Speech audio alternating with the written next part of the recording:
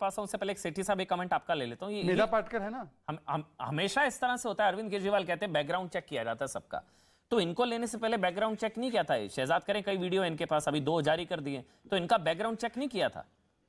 डर नहीं लग रहा इनको और कितने वीडियो आ जाएंगे सामने? बताइए, जब एक पार्टी का एक्सपेंशन होता है, बहुत सारे लोग आते हैं, उसके अंदर सबका बैकग्राउंड चेक होता है। दाऊद इब्राहिम को भी ले लेंगे, आप राष्ट्रीय दाऊद इब्राहिम को भी ले लेंगे। आप राष्ट्रीय, ये कह रहे दाऊद इब्राहिम ने मेरी बात का जवाब दीजिए। प्रवेश वर्मा जी ने कहा मुसलमानों का बहिष्कार करिए। आप बीजेपी के राष्ट्रीय प्रवक्ता हैं, क्या आप प्रश्न करेंगे प्रवेश वर्मा जी से? अच्छा, पहले मुझे ये बताइए, नहीं मुझे एक सेकंड, मैं इसका जवाब दे दूं, मैं इसका जवाब दे दूं।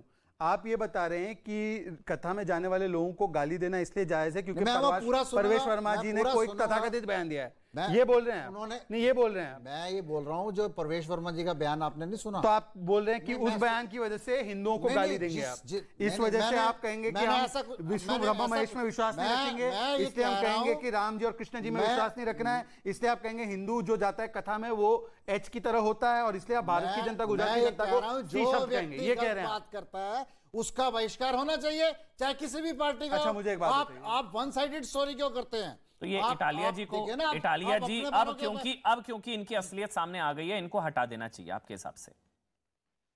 सेठी जी, सवाल आप ही से सुन लिया आपने, मैं ये जवाब सोच रहे हैं, मैं पूछ रहा हूं क्योंकि अब इनकी सच्चाई सामने आ गई है। पार्टी के अंदर आप पार्टी के राष्ट्रीय प्रवक्ता हैं, आप एक मुस्लिम समुदाय से आते हैं, आपके ऊपर एक तंज कसा गया है, उसका आप प्रश्न करेंगे कि नहीं करेंगे? अच्छा, एक मिनट कर रहे हैं, पहले सेठी साहब और शहजाद जवाब देंगे। मेरे कहने का मतलब है अब चूंकि इनकी असलियत सामने आ चुकी है, गोपाल इटालिया की, गुजरात आप अध्यक्ष की, क्योंकि इनके वीडियोज आ गए, पता लग गया ये किस तरह की सोच वाले आदमी हैं जो प्रधानमंत्री को नीच और हिंदू परंपराओं को कैसे अभद्र टिप्पणी, अब चूंकि इनकी असलियत सामने आ चुकी है, तो क्या अब इनको हटा देना चाहिए अपने अध्यक्ष के पद से, हाँ या ना? बिल्कुल, हर बात की जांच होगी और जो गलत पाया जाएगा उसके ऊपर एक्शन होगा। आप भी कहिए ना, आप भी कहिए, एक सेकंड, आप भी कहिए ना, तो भारतीय जनता पार्टी के टिप्पणियां करिए, सवाल आपका सुन लिया, बहुत सारी हैं। मैं बड़ा हाँ, ठीक, प्रवेश वर्मा जी का बयान मैंने सुना था और उन्होंने तो ये शब्द दंगाई, आतताई और उन लोगों के लिए सभी मुसलमानों के, एक सेकंड, आपके पास वीडियो दिखा दीजिए। अब ये कह रहे हैं कि सारे दंगाई एक समुदाय के हैं, सारे आतताई एक दंगाई एक समुदाय के, ये टिप्पणी मुसलमान विरोधी है, ये टिप्पणी मुसलमान विरोधी। एक बात बताइए, सभी मुसलमानों से सामान खरीदना बंद कर दीजिए, उनके रेस्टोरेंट से खाना खाना बंद कर दीजिए, सब्जी खरीदना बंद कर दीजिए। आपने सुना क्या? ठीक है, मैंने तो सुना जो वो दंगाइयों के लिए कहा, पर आप दंगाइयों को एक समुदाय से जोड़ रहे हैं, ये बहुत वो तो वायरल है।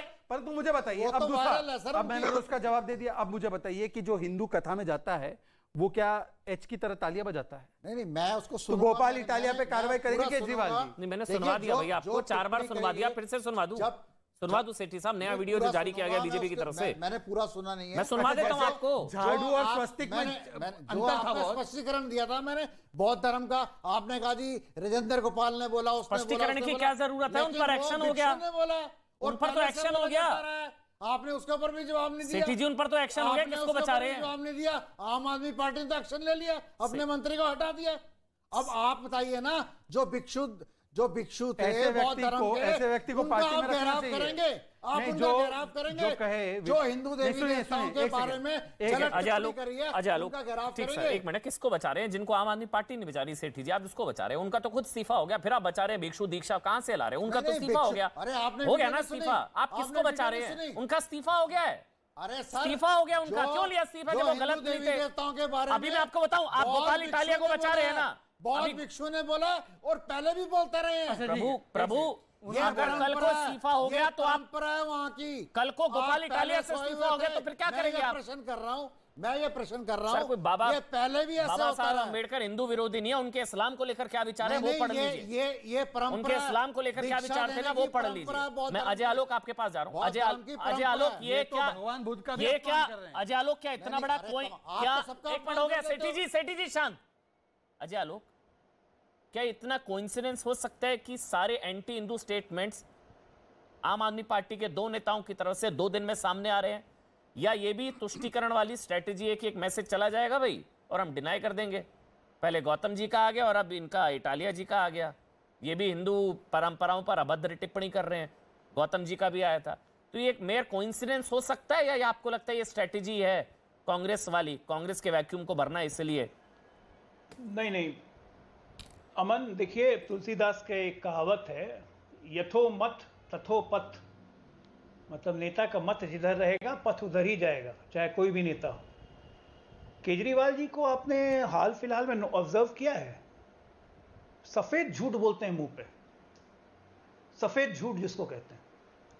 आपके स्क्रीन के माध्यम से दर्शकों ने सुना होगा, मैं जन्माष्टमी के दिन ही पैदा हुआ था, कंस के औलादों का नाश करने आया हूं मैं, बोला है ना उन्होंने जी। तो सब तो मानेंगे इस बात को, ओपनली बोला उन्होंने। अब मुझे बताइए, जन्माष्टमी हिंदू धर्म का इतना सेक्रेड, और इस्कॉन का भी कृष्ण भक्तों को मानने वाला उनका इतना सेक्रेड त्यौहार है। भद्रपद की अष्टमी महारात्रि को हम लोग जन्माष्टमी मनाते हैं।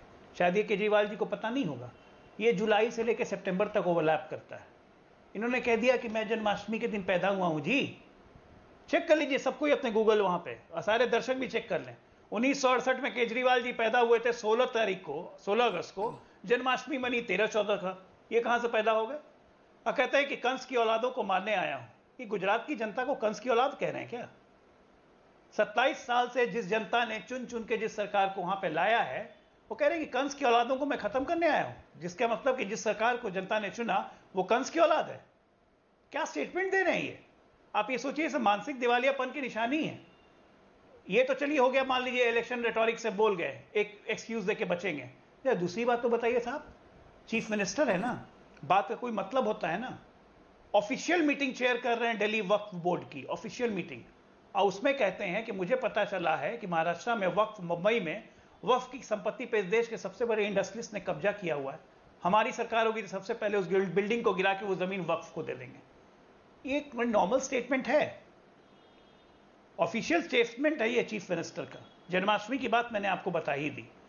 तो ये लाइन पे लाइन तो कांग्रेस को तो फॉलो ही करना है। सेल्फ गोल करने में हम लोग कहते थे कि कांग्रेस मास्टर है, रेस लग गई है। अब मैंने बोला ना, ये इटालिया नाम चुन के उनको डाला गया है, जो ठीक कह रहे थे शहजाद, कि बिल्कुल स्ट्रैटेजी करके कि कैसे पोलराइजेशन करना है, कैसे तुष्टीकरण करनी है। ये जो मुस्लिम वोट बैंक है 10-12% का गुजरात में, वो कांग्रेस को नहीं जाके आपको शिफ्ट कर जाए। तो ले आओ इटालिया को, जो है ऑलरेडी हिंदू धर्म का मजाक बनाता हो क्योंकि उसकी मानसिकता बनी हुई है, और उनको दे दिया फ्री हैंड। प्रदेश अध्यक्ष को ऐसे ही बना देता है पार्टी में। यस, कहते हैं बैकग्राउंड चेक करके हम लोग लेते हैं। ये एकदम बिल्कुल बैकग्राउंड चेक करके लिया भाई साहब। जो नेता खुद झूठ बोलता हो, जन्माष्टमी पे भी झूठ बोलता हो कि मैं जन्माष्टमी के दिन पैदा हुआ हूं, इससे बड़ा झूठ क्या होगा?